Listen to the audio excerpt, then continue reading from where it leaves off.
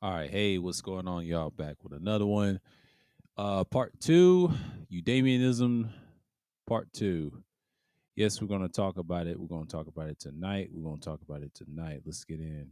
All right, let's get in the studios and shit like that. Okay. Yeah. Yesterday was, a political stream and all this stuff. Let me see what I want to do this here. What category is gonna go in? You already know what it is.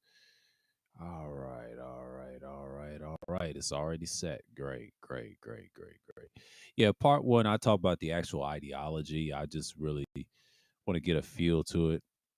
And basically, it's just like it deals with happiness and things like that. In a Greek term, like you got your Stoics and you talk about Socrates and things like that. And what's his name? Aristotle came up with this ideology too. He studied it as well. So it just goes way back. So this topic is pretty much like bread and butter. You just go in and just talk about it, whatever. We're going to talk about, does Eudaimonism affect in modern politics? So we got a link here. The Montreal Review. They said rewriting the contemporary political philosophy with Plato and Aristotle. Yeah, this is the Plato period, and then Aristotle, and then an essay of Eudaimonic politics. So I'm gonna share a screen with y'all. This ain't a link the link. You'll get that tomorrow. And let's share this. Let me put myself out the screen, by the way. Let me put this on the screen. All right. Let's read this for a minute.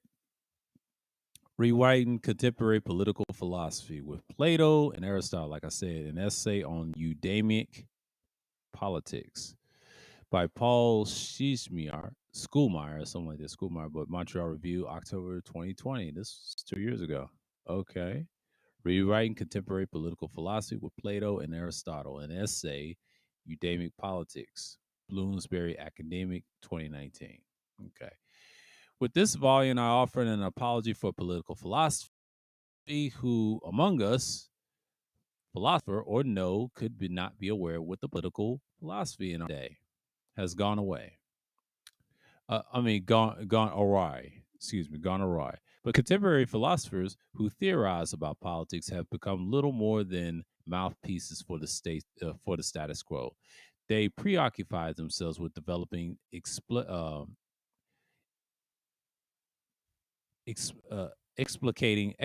theories, explicating theories to justify political societies of the kind that we presently inhabit. But we live in a political societies considerably less than just, I dare say, our societies consist of both prosperity and poverty in the extreme. Some people succeed in amazing fortune beyond fantastic, and some people struggle to get by on less than a pittance. It is a disturbing of wealth so disappropriated, likely to be just. But today, 1% of the adult population owns one half of the household wealth in the world. That's like number one, right? Let's see this real quick. But some more fortunate person among us, the uh philanthropic souls who, not a philanthropist, but a philanthropic souls who use their wealth to do well by others.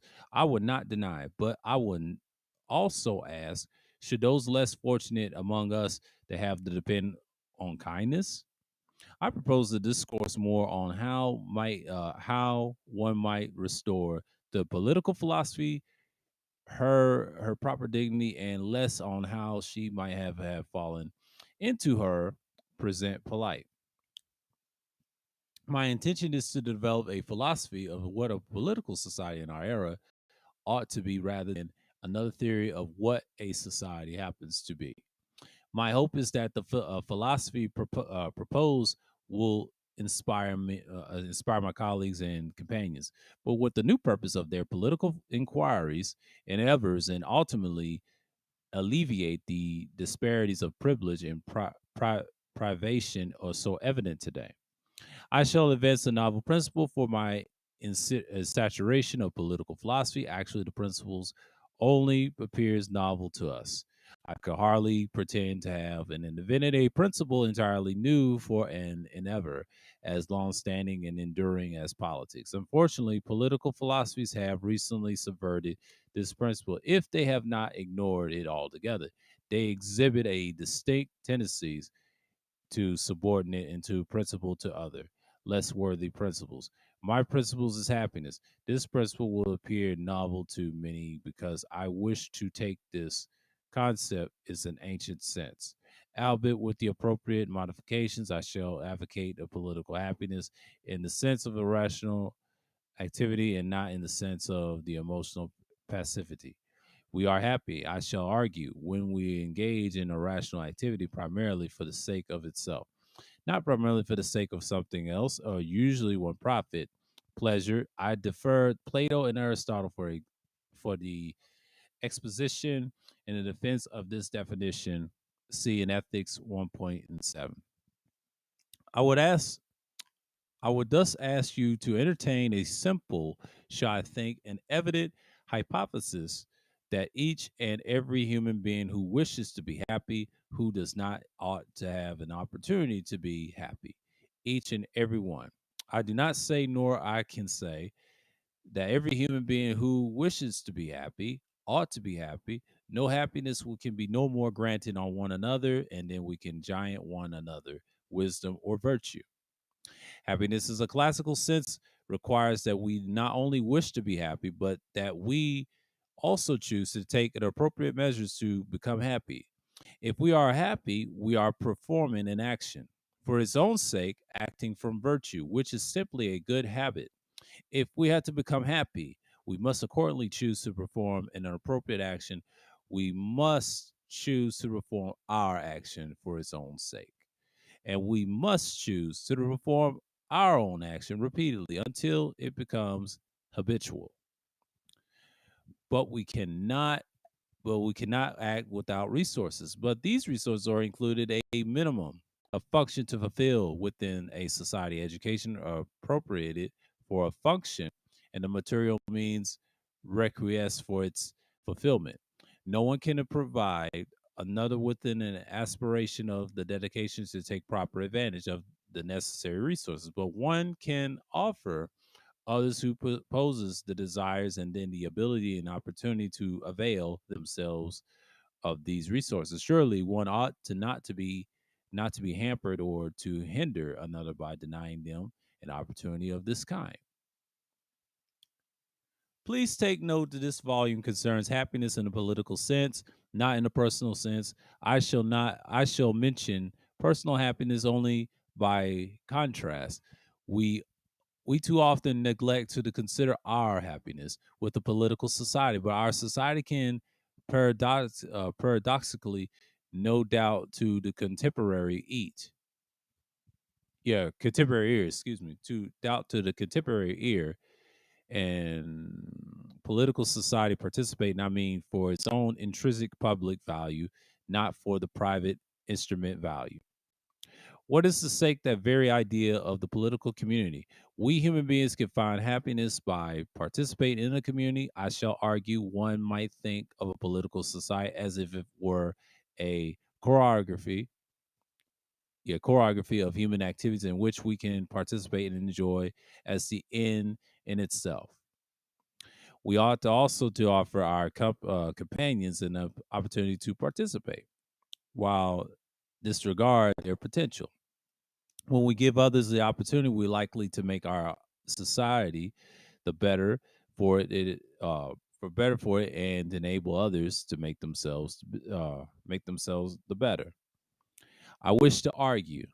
Okay, I'm gonna read this part. I wish to argue that the contemporary political philosophies overlook an important human good when they fall to give due to consideration to our political happiness. Indeed, they overlook, I shall claim, that most important political good of all.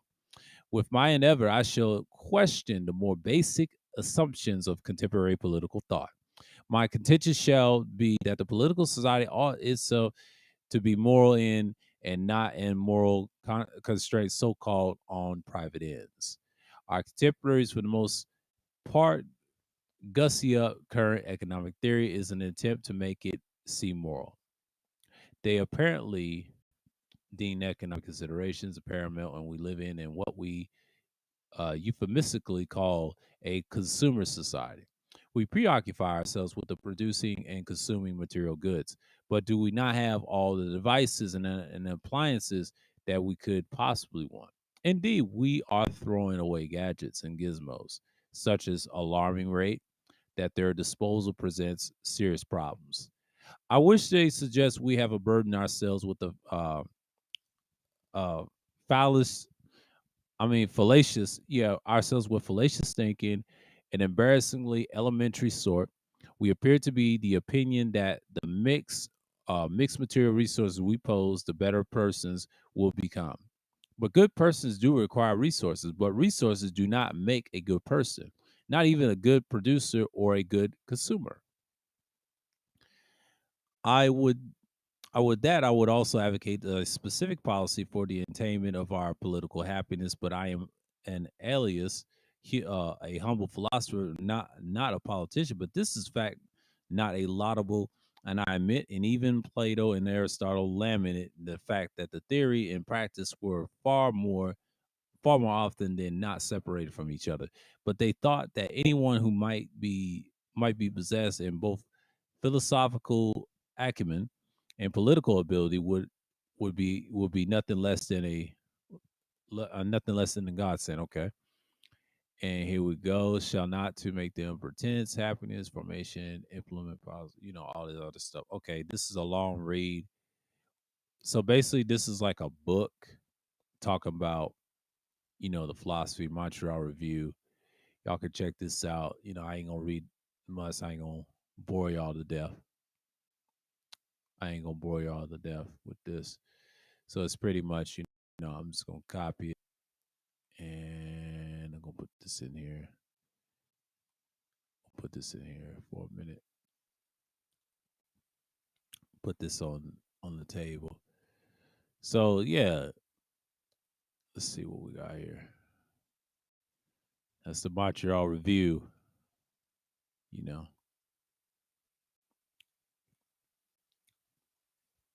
rewriting contemporary. We'll see what we got here.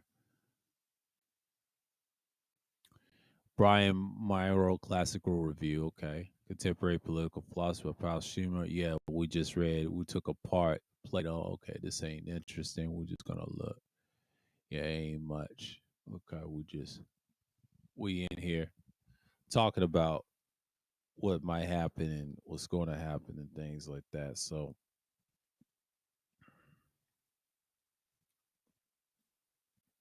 that's what we're talking about.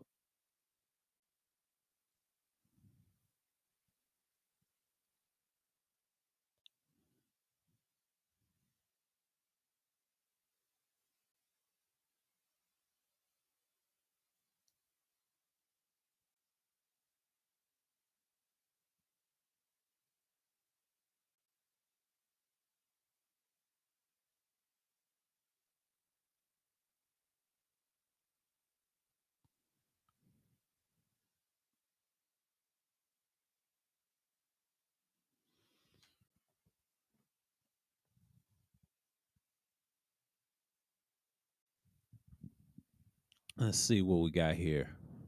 Your Eudaimion is not Eudaimion. Response to Robert Miller. Let's see, that's 2013. That's old. Ethics and Politics, Aristotelian Ethics and its Context. Okay. Eudaimonism and Demands Justice. That's old. I ain't really know 2006 shit. It's a lot of old shit. Oh, damn. Hell, y'all can't even see that. I can read it what it says.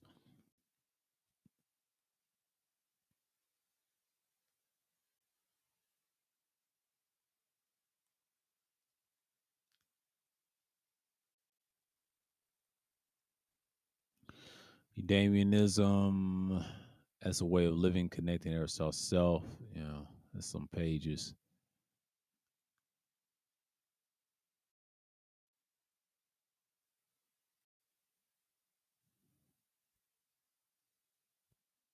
This is by the National Library of Medicine.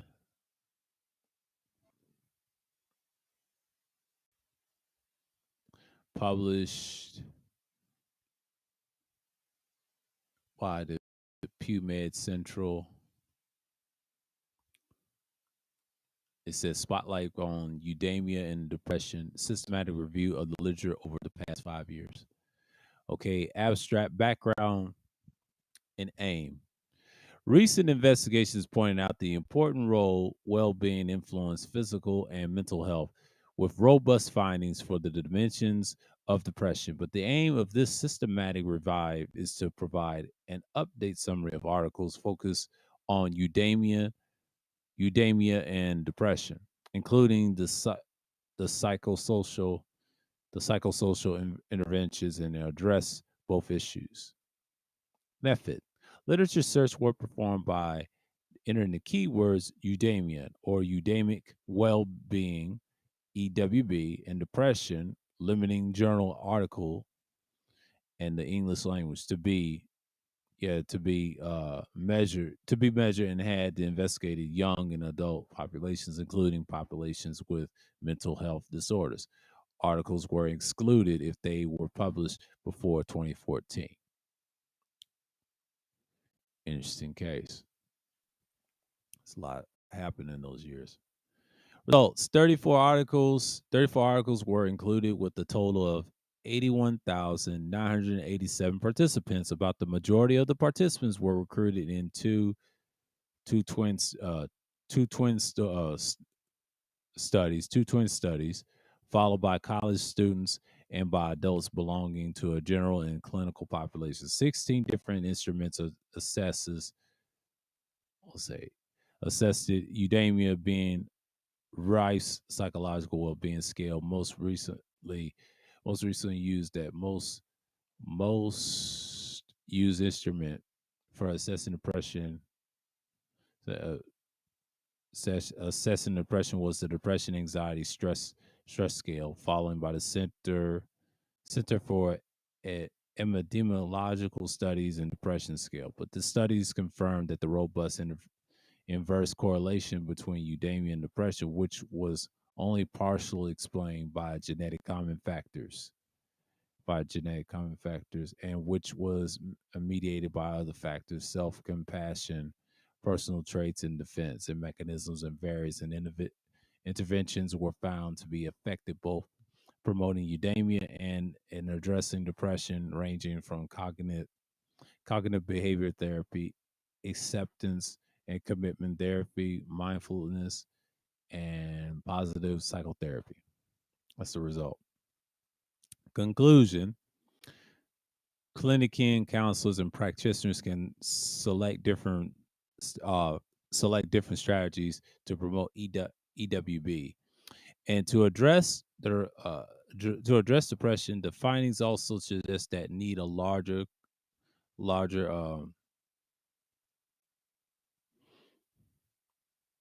they said larger consensus on the definition of eudaimonia and the specific measure to evaluate in different populations in different life stages. Okay, that's talking about eudaimonism in its full presence. So this is so good too. Can y'all want this? I'll give it to y'all in the chat. There's a lot of people in happy things like that nature. So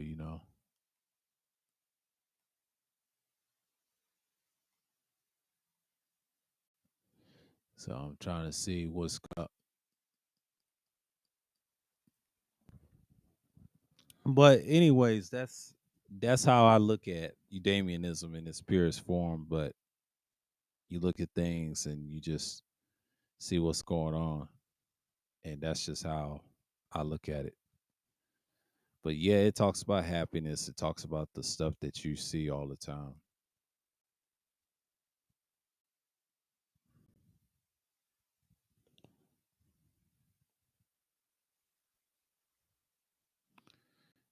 And that's how you gotta look at it.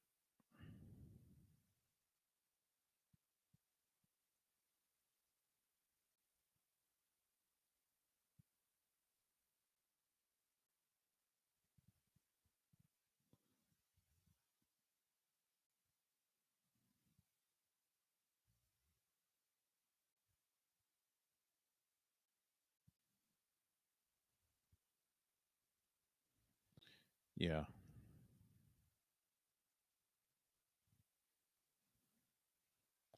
But you gotta understand how the world works. But Eudaimonism is a big feat. It gets on the people's radar.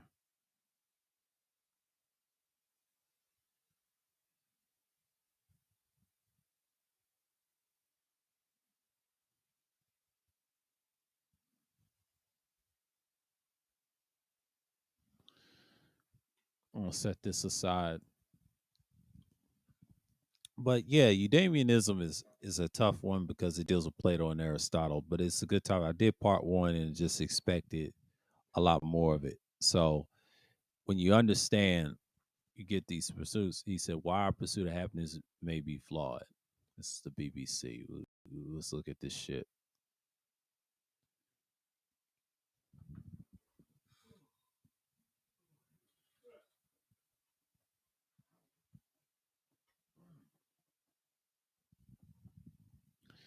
Yeah.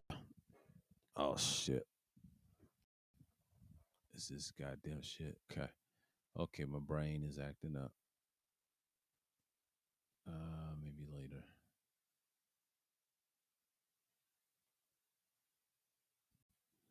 Count for BBC. The fuck?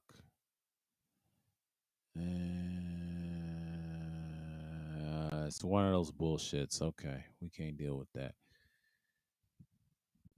That's a goddamn shame. It's a goddamn shame.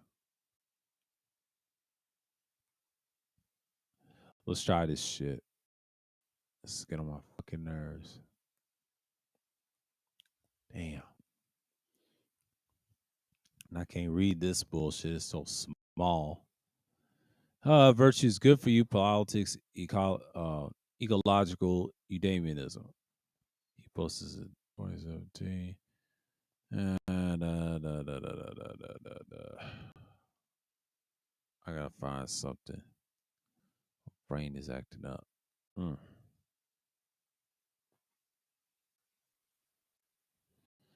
Fuckers coming with the sign up shit. Like, get the fuck out of here. Get your whole ass on here. I highly recommend you use this site to help me pass my exam.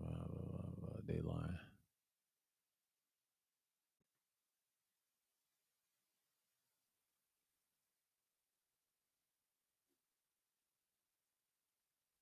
They said, who was Aristotle, ancient Greek philosopher, who was born in 384 BCE and died in 322 BCE. He studied philosophy under Plato in Athens, and he was the teacher of Alexander the Great, or the Freak, they would say. What did Aristotle do? Aristotle contribute is virtually ever well known, but in the field and discipline, including systemizing formal logic. His work for an encompass mathematics and metaphors in biology, medicine, and theater, and ethics and politics. His his contributions to various disciplines were a long time, and he considered those one of the most influential thinkers of all time. Philosophy is that the government exists for the sake of fostering eudaimonia, or good life, of its citizens, and which involves in cultivating virtue. Virtues virtues are acquired character traits for the expressive one's reason and should be admired. It's like they all say, huh?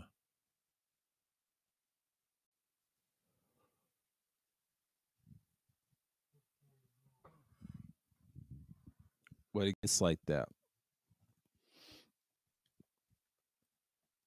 It gets like that. Man, my brain is juking. Oof. I don't need this tonight. It's gonna be cold tonight down here. Mm.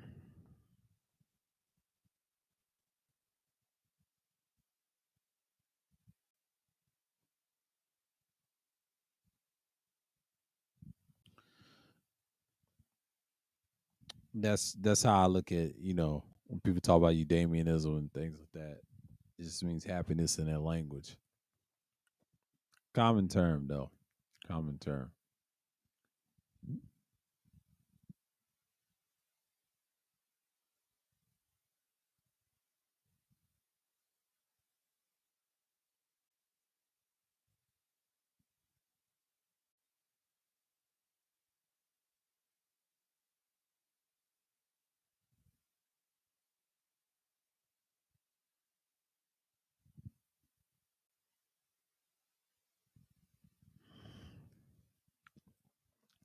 Let me get on with it.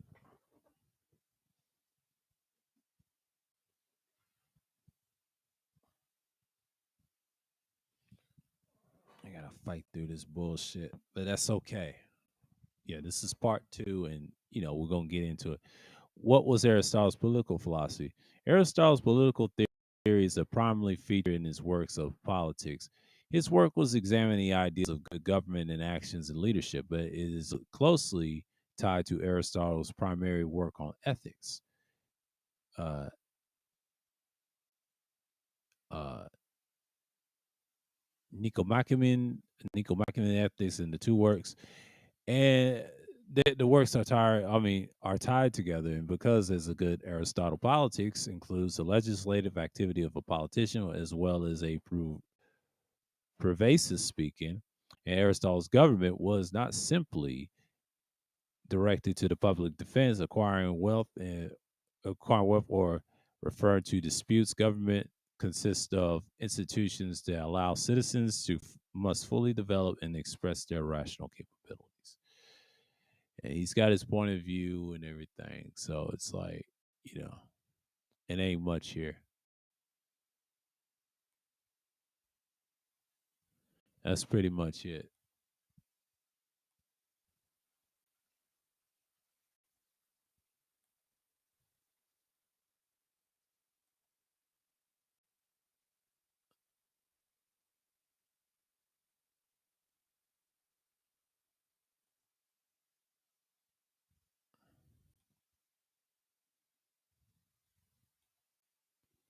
Yeah. Let's see. The 21st century political thinking of Eudaimonia.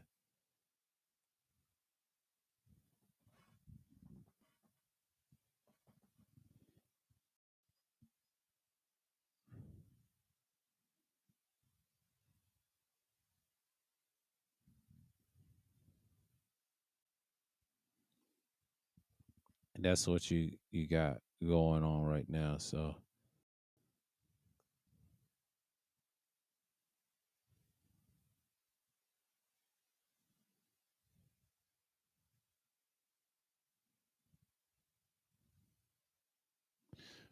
okay, International Journal Development Research.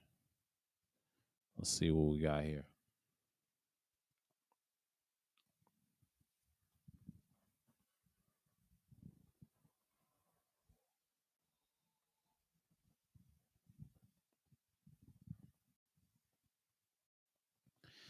That's what the International Journal of Development and Research is talking about. Let's talk about it in its full form, right?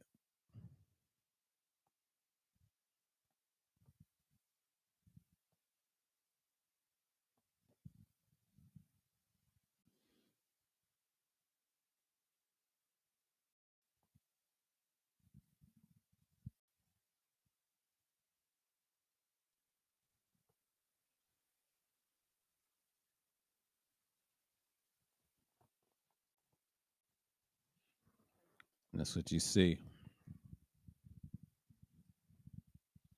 Let me get right for a minute.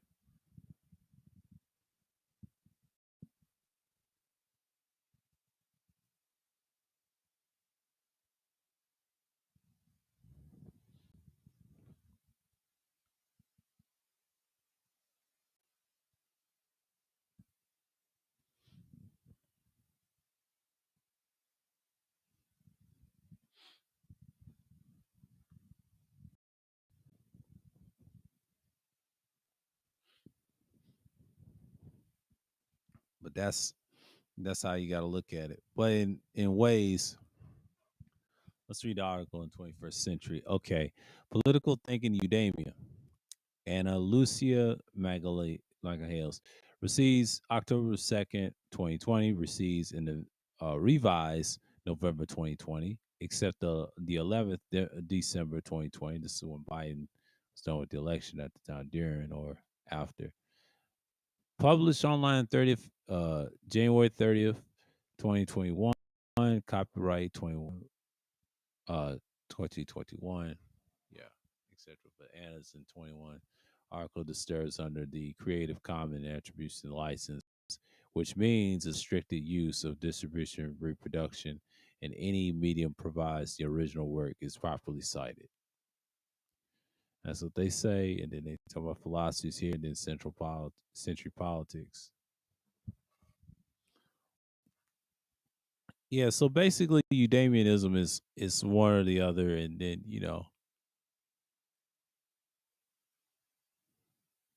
that's just how we gotta look at it.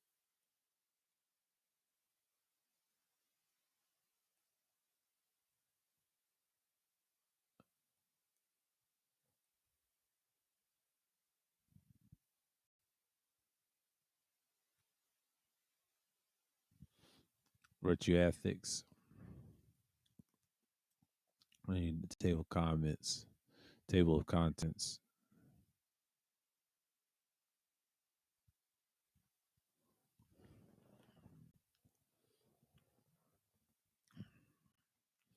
A lot of things happen in time. You know how that goes.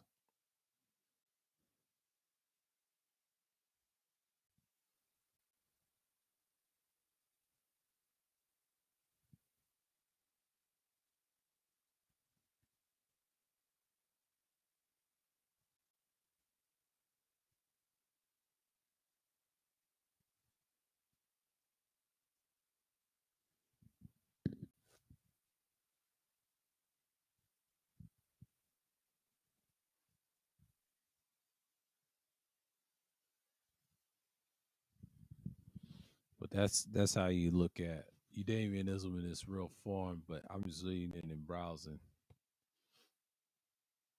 see what I can get out of the situation.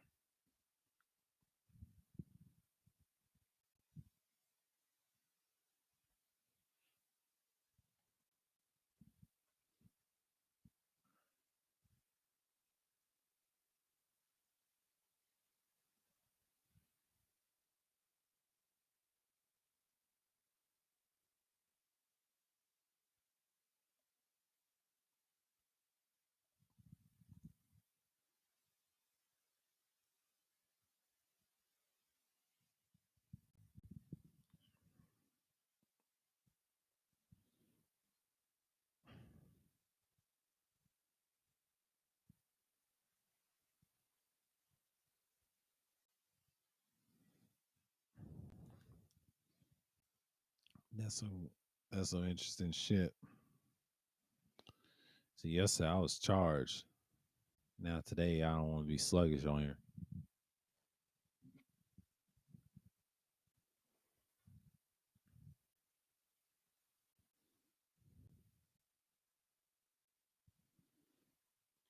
All right, we gotta see this.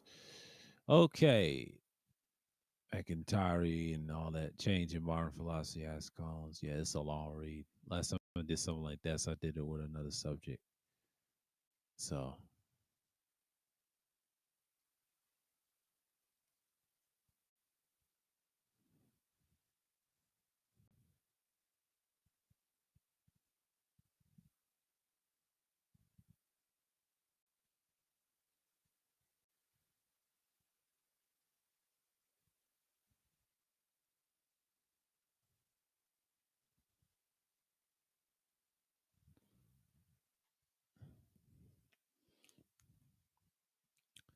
but it's well being introduced.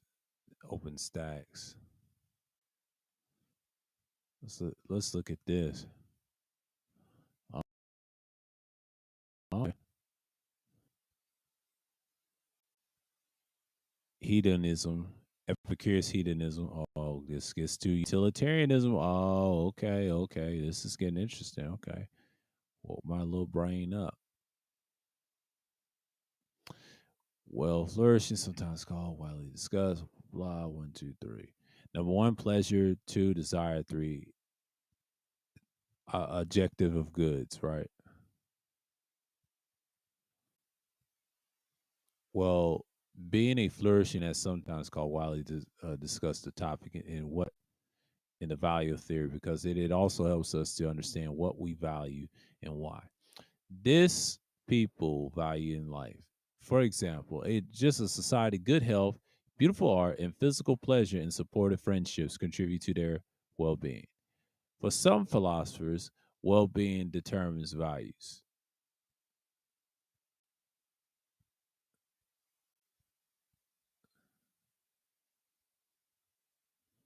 They said, okay. Hedonism. Some philosophers describe well being, obtaining pleasure, and avoiding pain. So to utilitarianism, we're about to read in a minute. But the general term for this approach is hedonism. The term hedonism has a different meaning in the philosophy, but then the popular usage in everyday language, hedonism refers to exaggerate, extravagant indulgence. Refers to extravagant indulgence. Yeah, extravagant indulgence. Okay, excuse me. Let me quit repeat myself. In the bodily pleasures, by contrast, a philosophical hedonism is not about just bodily pleasure, but it attempts emotional and mental pleasure and pain into the account as well. And meaningful, probably towards intellectual probably goods. Okay, hedonism, okay, that is pleasure. As a philosophical hedonist, I will prioritize intellectual pleasures, long-lasting pleasure that contribute to a good and meaningful life, rather than a monetary, monetary and fleeting pleasures. But hedonism is based on the idea and pain. There are two most most fundamental emotions or state of being. For a hedonist, he pleasures good and pain is bad. But for this reason, they can be serve as a principle of the determined well being. Okay, Epicurus hedonistic. Okay, utilitarianism considered a hedonistic because it has moral theory, maximizing pleasure, minimizing pain. For the utilitarian philosopher Jeremy Bentham, 1748, 1832, I talk about him a lot. And also another person, John Stuart Mill, 1806, 1873. Values rest on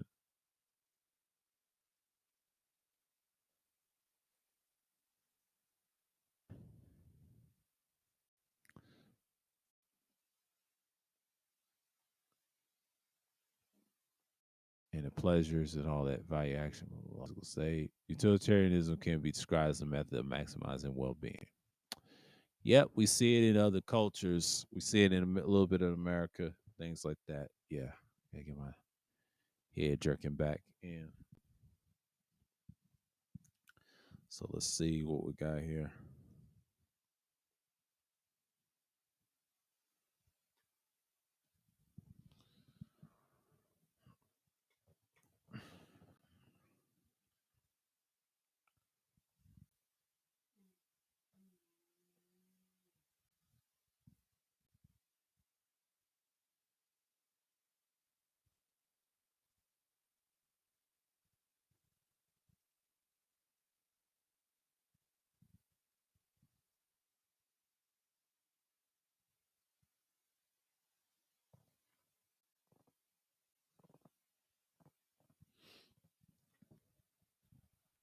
Let's see some.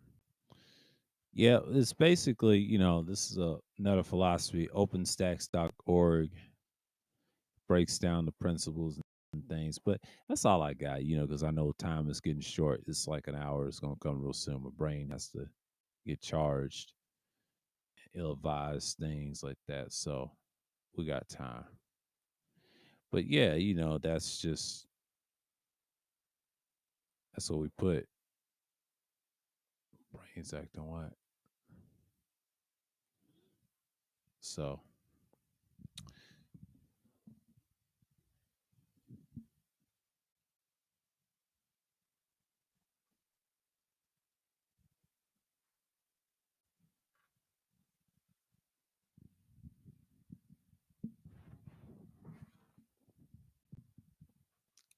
But that's all I got on it.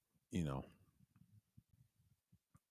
that's the three things you look at, and then I ain't got much on you, Damien. This is part two, so we're gonna stop the share immediately. And that's the first half of it. Eudaimonism, of course, is that type of philosophy, things like that. Everybody wants to get close to Aristotle's ways and don't even live like it.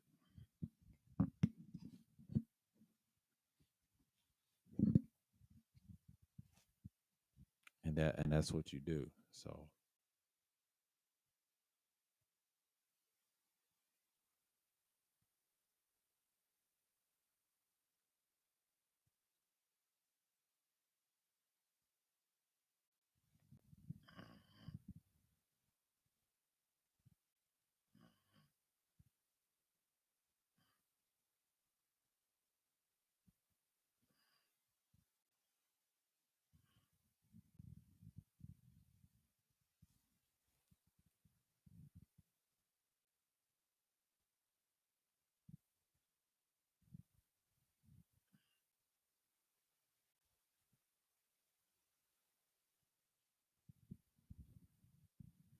and then you have the understanding and things like that. But yeah, it's pretty much, Eudaimonism is on its way for what it is in great societies, and people get caught up on the thing, and that's the thing they get caught up on.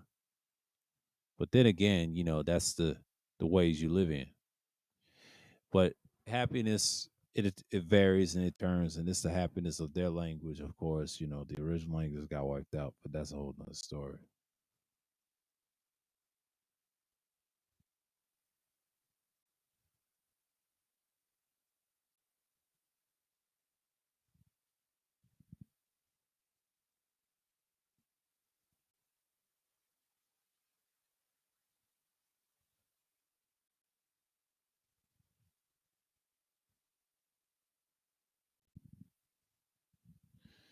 And then you have to look at what makes it so great. You know, you study these things. It's the last piece I'm gonna do next week. You ain't gonna see much. I might give y'all a surprise. I might give y'all a surprise vlog, but we'll see. Or recording.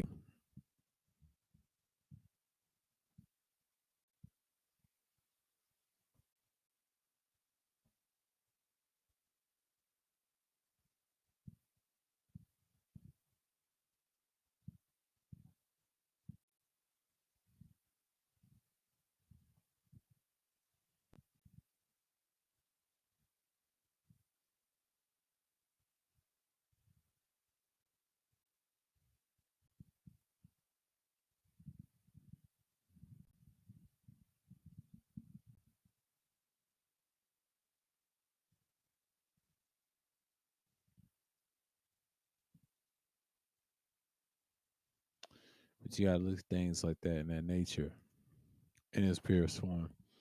It put me in the thought that you see certain people talk on these spaces, they talk about this stuff, but they don't really live by what they say.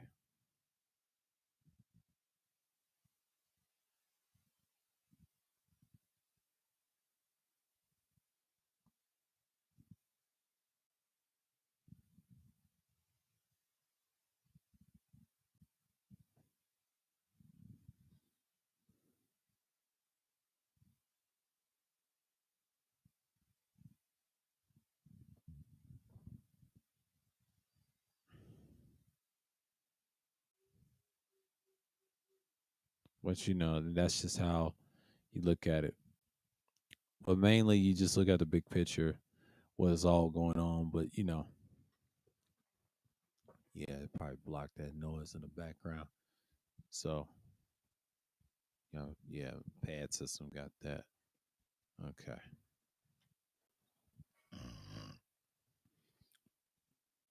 Damn, I need some caffeine. I need something. It's gonna keep me up.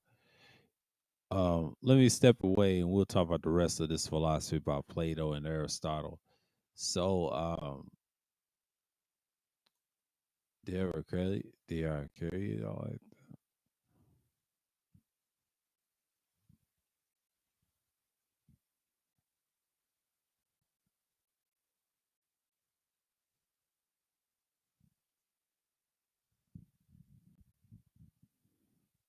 and that's how you gotta look at it on the side eye and things like that nature. Let me step away real quick. I'll be right back, y'all. I'll be right back.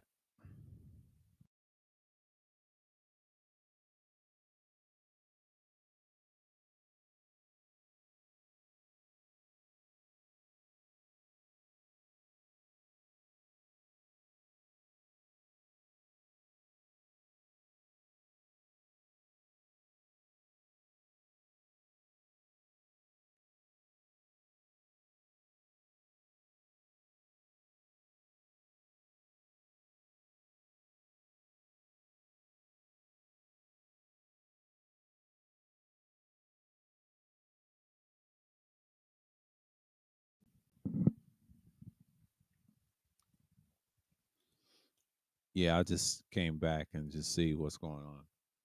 But yeah, Eudaimonism is one of those philosophies. Been around for a minute.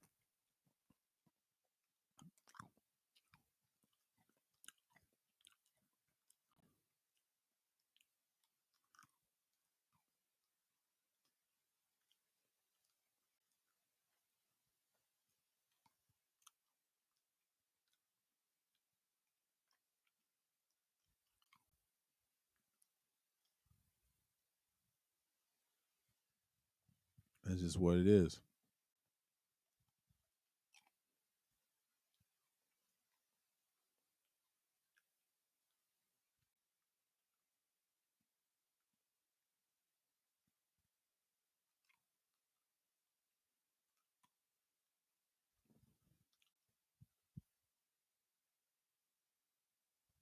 And didn't stop much what was going on.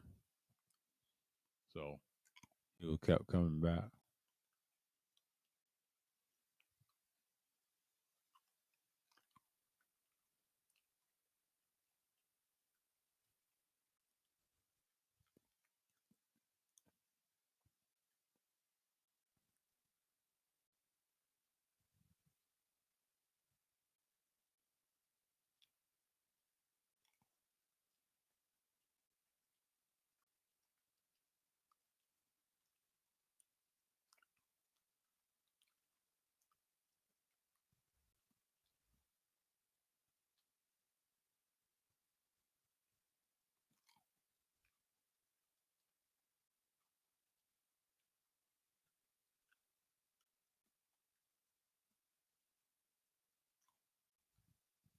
It is what it is.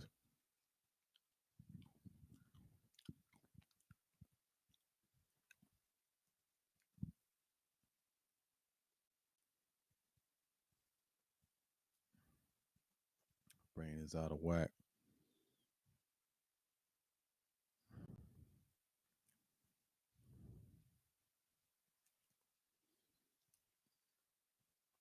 But but that's a philosophy I just put down so I can check it out and whatever. Or y'all can check it out and replay and save it.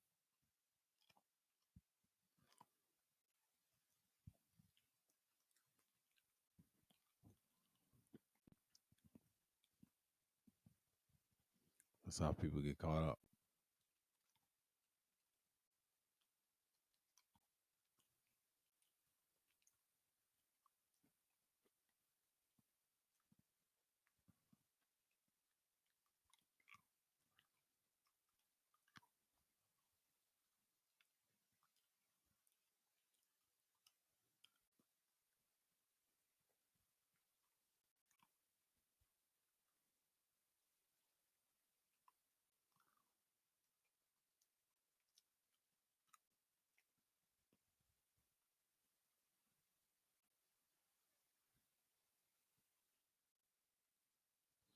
And that's how you got to look at the information in our brain. But yeah, now I'm telling you Damianism in its proper form.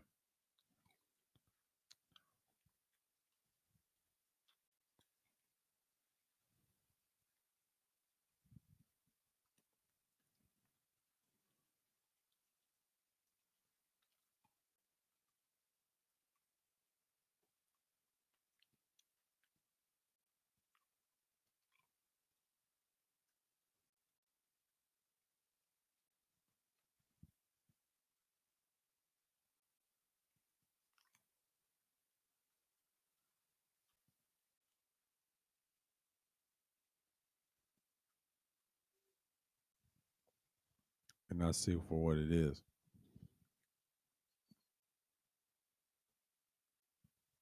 And we shall so perceive what's going on.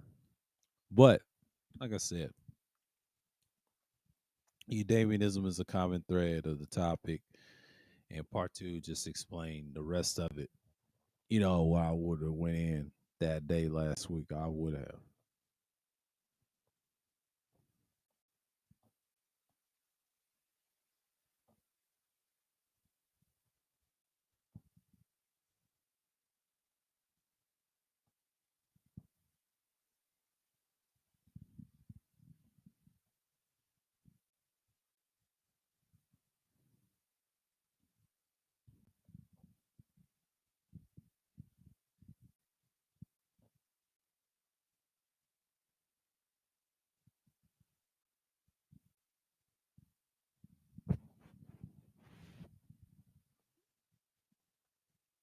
Kind of sad, don't you think?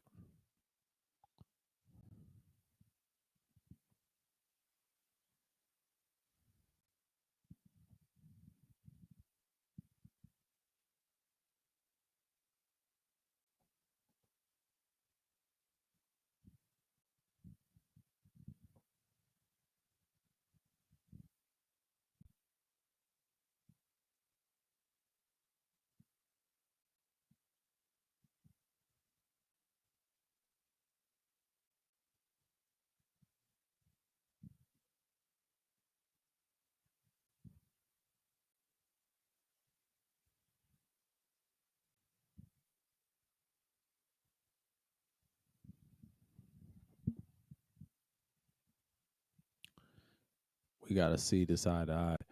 But yeah, Eudaimonism is like, I'm glad I covered this because I don't usually put this as a political string, but Eudaimonism does mean happiness. Don't let anybody tell you that in their version in Greek or whatever. But this stuff is very real. You know, this does go on today.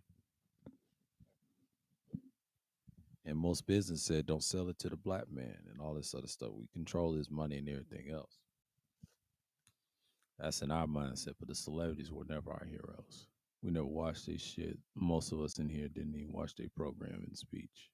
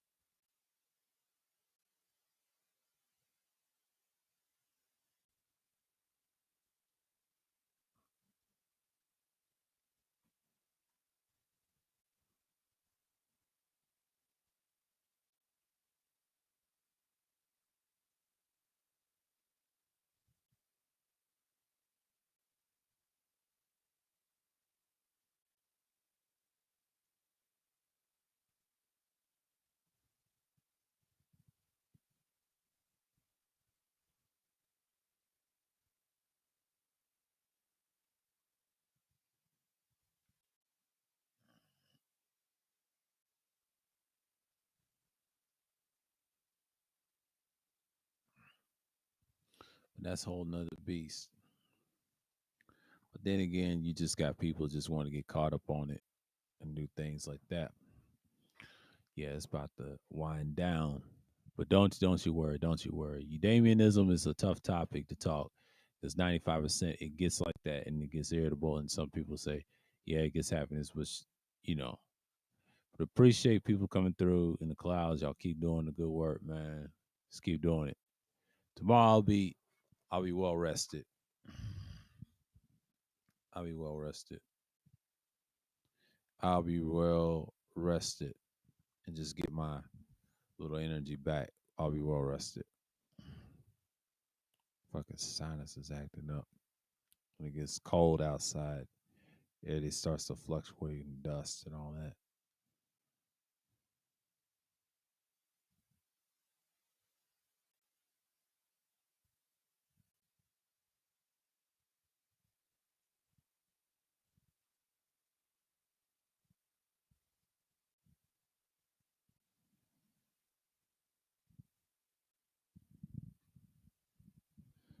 That's the effect of what you would talk about in that philosophy.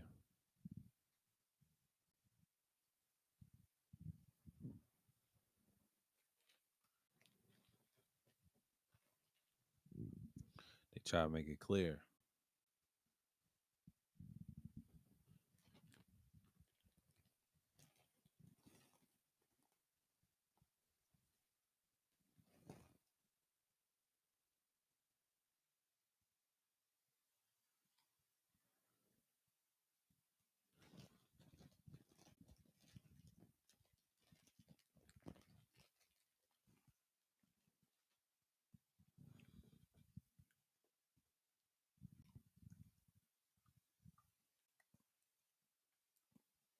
But it's pretty much what we're seeing right now.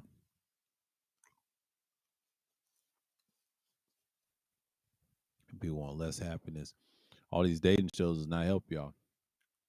That ain't happiness.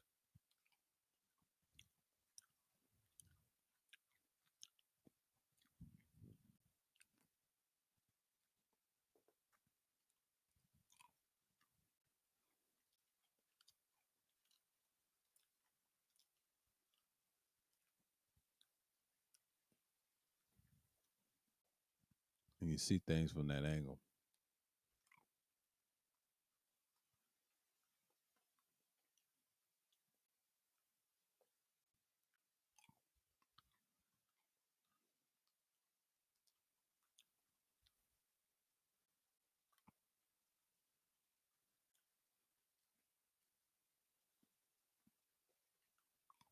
I'm gonna talk about that little boy pastor tomorrow. I think of that.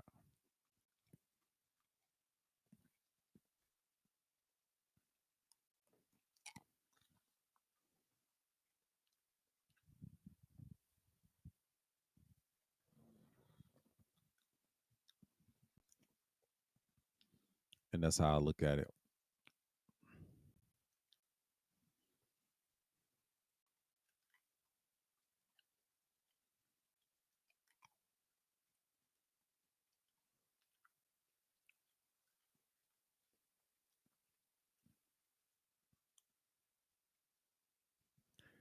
That's how you gotta look at it. But shouts out to everybody. It's been here, and then we'll see if it's gonna get late or not. But it is what it is. I'm gonna talk about a lot of things tomorrow.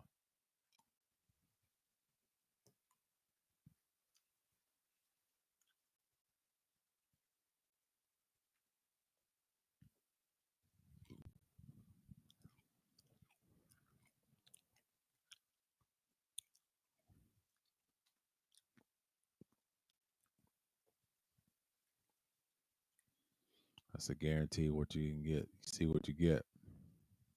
You know. Yeah, my head is just so wonky, but it gets like that every now and then. But yep. Let's hit the hour mark. Yeah, but that's all I got on the Eudaimonism because it's a tough subject, and it's the last time I will do Eudaimonism, Eudaimic politics, and then switch to something else. I'm not gonna do it next week. Next week I'm gonna revamp it to a point is a pre-record, and there we are.